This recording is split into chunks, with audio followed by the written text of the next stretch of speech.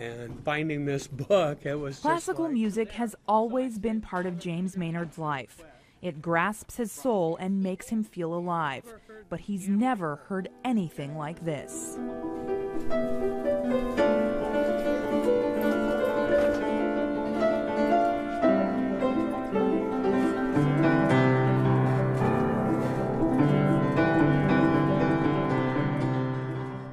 He gives you a joy that surpasseth all understanding. You can just listen to him. James is listening to David Allen Welsh, a local homeless man with raw talent. People can't do that unless God were with them.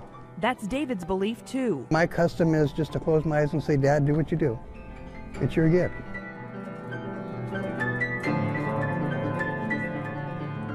David's relationship with God has been the only steady part of his 50 years of living. I've been on the streets since I was 6 years old. That's also when he says he discovered his talent. I don't know how to play music, but I like what I hear in my head. David has never taken a music lesson and can't read a note, but sharing it keeps him going. Sometimes I don't even know what key I'm pushing. You know, my eyes aren't even open. I'm just letting the music play the music. He's been coming to Secondhand Solutions in Vancouver for the past year, using a borrowed piano to play a song full of emotion. It's called Aerial Aquatus. It's my version of Amazing Grace. The melody made people in the store stop to record the moment in disbelief.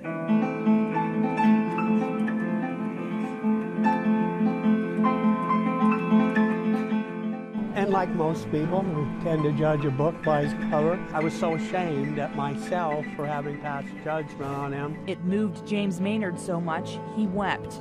This was his first time witnessing David's gift. When somebody's genuinely here and genuinely moved, and they reach out and give you a hug, I weep too. Most of us might think that David would tear up because of his situation. No home, no family, and few belongings.